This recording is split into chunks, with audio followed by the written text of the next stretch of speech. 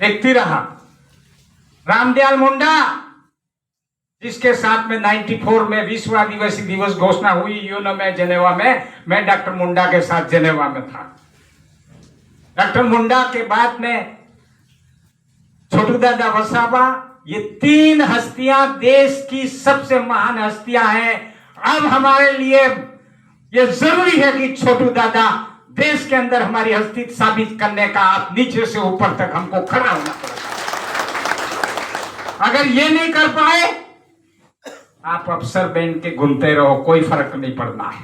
आप नेता बन के घूमते फिरो, मैं नेता, मैं अफसर, मैं फलना, मैं ढेकड़ा, उससे काम नहीं चलेगा। समाज का सिर ऊंचा करने के लिए लड़ाई लड़ना चालू कर दो, ये बात अब करने की जरूरत है।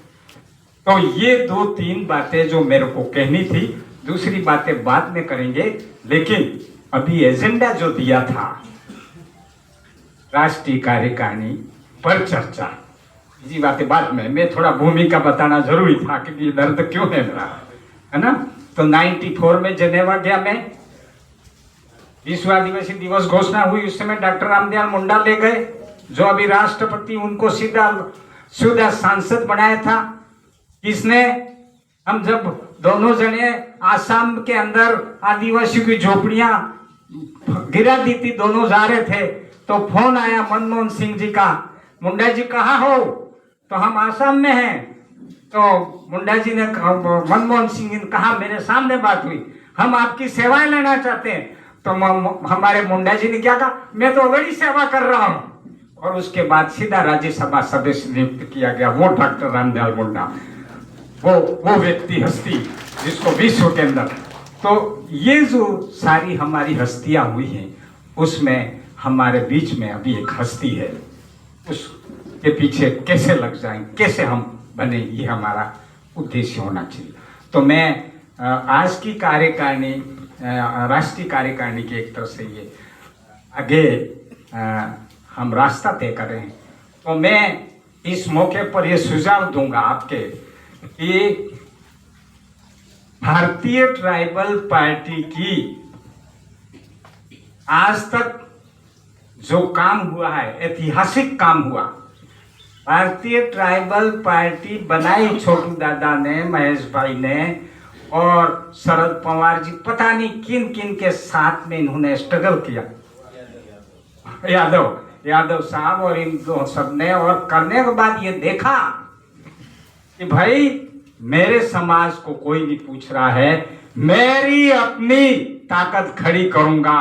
और भारतीय ट्राइबल पार्टी आपने बनाई, और आज भले महेश भाई मेरे विचारों में मत मतांतर हो सकते हैं, या आपसे कुछ हो सकता है, लेकिन आज देश में भारतीय ट्राइबल पार्टी ने जो पेड़ बोया वो उग गया है, दिल्ली को हिला के रख दिया है ये अपनी आवाज के।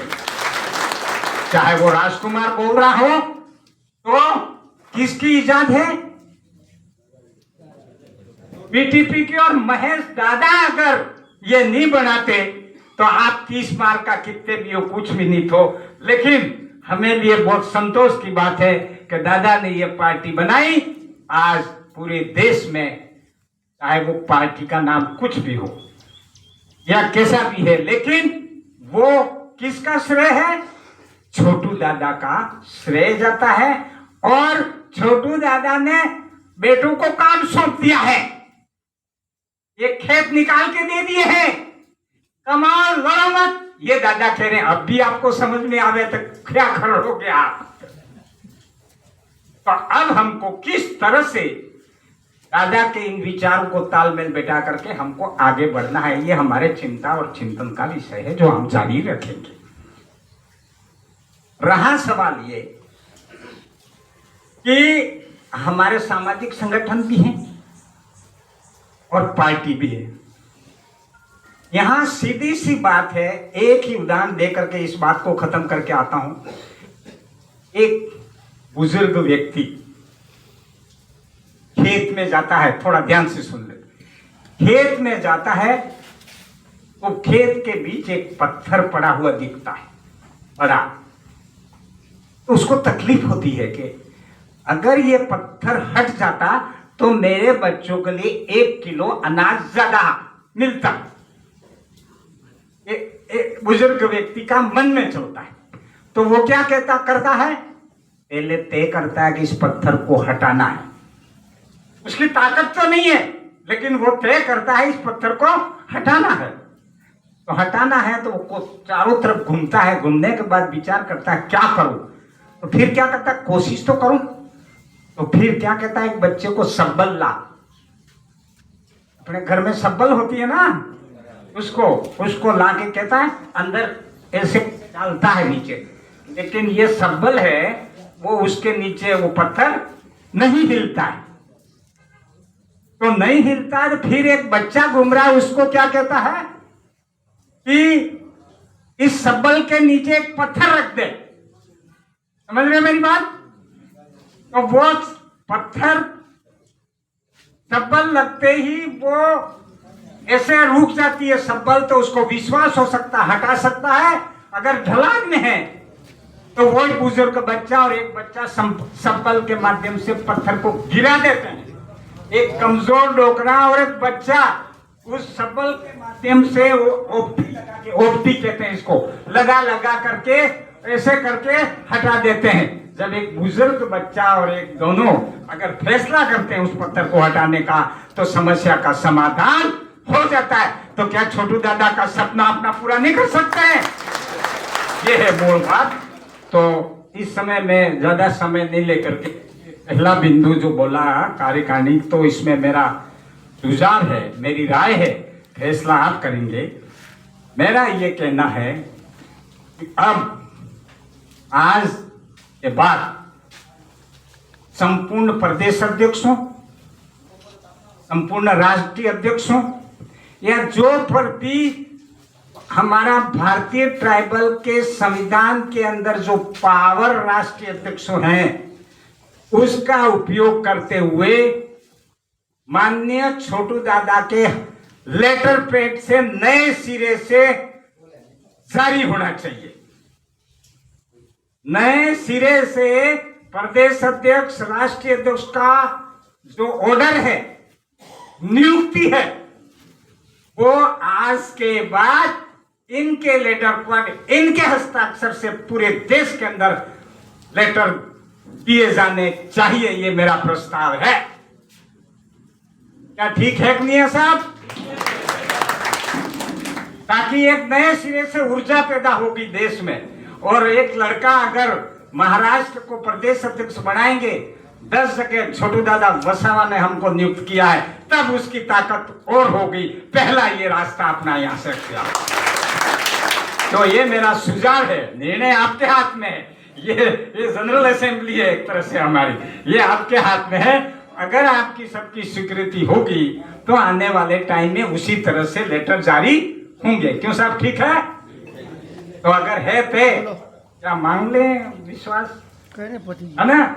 अगर इसके लिए आप ये असेंबली, पूरे भारत की असेंबली है, मामूली मत समझना। हम यहाँ छोटे से बैठे हैं, खतरनाक निर्णय है ये, है ना? तो ये पहला जो मेरा प्रस्ताव है वो स्वीकृत होता, सब हाथ ऊंचे करके समर्थन करें। बहुत बहुत धन्यवाद, आभार, जोहार, जय आदिवासी। हाँ, वो अभी आ रहा हूं। तो अब मेरे को बीच में कुछ राजस्थान में इधर उधर ने आपस में सब हुआ, वो बात में मैं नहीं जाना चाहता हूं। तो मेरे को राष्ट्रीय अध्यक्ष की जिम्मेदारी दी। तो मैंने विचार किया कि भाई छोटू दादा ने खेत निकाल के दिया था, थोड़ा इधर उधर हुआ, थोड़ा मत मतांतर हुआ, लेकिन उपलब्धि मिली है, इसमें कोई शक की बात नहीं। तो मेरे को बनाने के बाद मैंने राष्ट्रीय स्तर पर खेत निकाला है। राष्ट्रीय स्तर पर भारतीय बहुजन अलायंस, यानी कि देश की एसटी, एससी, ओबीसी, माइनॉरिटी की 30 पार्टियों का देश में संगठन बन गया है, गठबंधन बन गया है। और बीएसएस, भारतीय बहुजन समाज, भारतीय बहुजन समाज जो सामाजिक विंगों को एकजाई करेगा। और ये अभी देश लेवल पर मिस्टर सुरेश माने करके एडवोकेट हैं, उनको एससी का नेशनल कोऑर्डिनेटर बनाया गया है। ओबीसी से हमारे साहिब सिंह उड़ीसा उत्तर प्रदेश के, उनको नेशनल कोऑर्डिनेटर ओबीसी बनाया गया है। और प्रोफेसर सुलेमान जो मुस्लिम समाज से हैं, उनको नेशनल कोऑर्डिनेटर मुस्लिम समाज से बनाया गया है। और बीटीपी का जो रोल रहा उसमें, मेरे भाषण रहे उसमें, संवैधानिक मुताबिक बात रही, तो इस समय राष्ट्रीय स्तर पर नेशनल कोऑर्डिनेटर एसटी के रूप में मुझे वहां पर मौका दिया गया।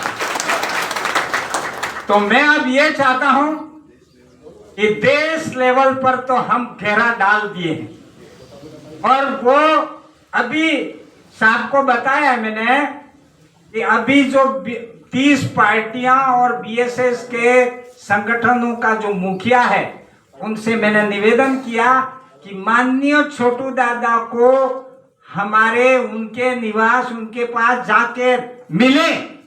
अगर छोटू दादा से आप मिलेंगे तो एक नया काम होगा। और आपको बता देता हूं कि 22 सितंबर को वो जो 30 पार्टियों को इकट्ठा करने वाले, छोटी बीजेपी, कांग्रेस और आपको छोड़कर 3 पार्टियों को छोड़ करके एसटी, एससी, ओबीसी, माइनॉरिटी के जितने संगठन पार्टियां हैं वो अलायंस है। तो वो जो मुखिया है वो माननीय छोटू दादा से 22 तारीख को होल्ड करेगा, आपके साथ चर्चा करने के लिए आ रहा है। और मैंने उनसे ये कहा कि सर उनसे मिलो, हमारे देश में अगला कदम होगा। तो 22 तारीख तय करा दी है और ये बात बहुत अपने ढंग से चल रही है। अब हम तो ऊपर, मैं क्या कर रहा हूं, गट्टी होती है ना, गट्टी आटा पीसने वाली, ऐसे ऊपर से घुमा रहा, ठीक है। आटा पीसने वाली होती है ना हत्ता, ये काम में बड़ी ताकत से, जब तक सांस है इस समाज के लिए वो हत्ता घुमाते रहूंगा, ये मेरा फैसला है। अब क्या है कि वो हत्ता घूम रहा है, लेकिन अगर खिलड़ा होता है, माकड़ी होती है, पाटली होती है, लेकिन आप में से खिलड़ा यूं के जा माकड़ी तेरा क्या है तो मेरा क्या होगा। अगर घटी में खिलड़ा यूं के मेरी चलेगी, चला तेरी नहीं चलेगी, तो क्या ये समाज का भला होगा। ये वफादार भाषण देने की जरूरत नहीं है। क्या है, खिलड़ा गिरता है और वो पाटली होती है ना, बड़ा पीसना है छोटा पीसना है। अगर वो बहू और सास का झगड़ा हुआ और बहू ने, सास ने अगर पाटली खींच ली तो वो घटी चलेगी। अरे भाई साहब, आप खिलड़े माकड़ी हत्ता हो। अब यूं मत कहना कि जा माकड़ी तेरी नहीं मेरी चलेगी। ये अगर किया तो मेरे आदिवासी समाज का भला नहीं हो सकेगा। इसलिए छोटू दादा के नेतृत्व में एक साथ मिलके नीचे का पौड़, ऊपर का पौड़, खिलड़ा, माकड़ी, एक साथ हम उसको घुमाएंगे। खिचड़ी बनानी है कि रेवड़ी बनानी है, क्या बनागा ये फैसला हमारा होगा, इसका आप सबका होगा। उस दिन समाज कहेगा अरे ये तो मजा आ गया, टेस्ट हो गया। और कैसे टेस्ट बनाना है, आपका शुभ नाम सर? रमेश भाई एक दुकान पर गए, बेलाराम भी उसी दुकान पर गया, हल्दी, मिर्ची, आटा, दाल सब आप भी उसी दुकान से लाए, मैं भी उसी दुकान से लाए। तो एक दिन महेश जी आपके घर आते हैं तो आप दाल बनाते हैं, तो महेश जी क्या कहते हैं, क्या सुरेश भाई बताए नहीं, रमेश भाई, महेश जी क्या बोलेंगे, यार क्या दाल बनाई है ना। वही महेश जी मेरे घर आएंगे, कहेंगे यार घोगरा जी के यहाँ दाल तो बनी लेकिन ठीक नहीं थी, राइट। अब चक्कर क्या हुआ भाई, मसाला एक दुकान, भाई आप जिस दुकान से मसाला लाए उससे मैं नहीं लाया, लेकिन आपके वहां तो टेस्ट और मेरे पास में टेस्ट नहीं। इसका मतलब ये हुआ कहीं न कहीं बिगाड़ने में गलती हुई। मैंने लहसुन जल गया तब मिर्ची डाली और आपने भूले लहसुन पर डाली। ये हमको टेस्ट इजाद करना है इस समाज। तो इस इजाद के साथ हम जरूर चलेंगे और मैं पूरी तरफ से एक चाह रहा हूँ। जीवन में बहुत स्ट्रगल किया है, बहुत तकलीफें देखी, खुद खड़ा हुआ। मैंने एमए किया, एलएलबी की, एसडीसी की, बीजेएमसी की, पीएचडी की और कोई सब बड़े नेताओं के साथ रह चुका हूँ। बस अब एक ही रास्ता बचा है कि ऐसे नीचे वालों को और तैयार करें, यानी कि दादा का जो सपना है ग्राम सभाओं को पुनः खड़ा करना होगा। रास्ता वहीं जाता है। पैसा कानून या जितने भी कानून हुए हैं, एक बात साफ हो चुकी है कि ये कभी नहीं हो सकता कि खाना कोई और खा ले और दूसरे का पेट भर जाए। खाना बनाने और परोसने में सब मददगार हो सकते हैं, लेकिन खाना तो बेलाराम को खाना ही होगा, तभी पेट भरेगा। इसी तरह से इस समाज को, पूरे देश में आदिवासियों को खड़ा करना है अपने बलबूते पर, तो आपको अपने ढंग से खुद प्रयास करना होगा। ये मैं कहना चाहता। माननीय महेश जी ने एक बात कही, उसमें कई लोगों ने किस तरह से अन्याय हुआ, किसी को आपके यहाँ जो लड़त लोग थे, अगर इतिहास को जीवित बनाए रखना है उन लोगों की लिस्ट आउट करिए जिन्होंने स्ट्रगल के लिस्ट बनाई है। अरे हम दिल्ली और गुजरात में जाते हैं तो क्या देखते हैं, फलाना मार्ग, फलाना मार्ग। अरे हमारे पूर्वज बाप दादे जो समाज के लिए लड़े, उनके मार्ग का नाम क्या आज तक रखा अपन ने?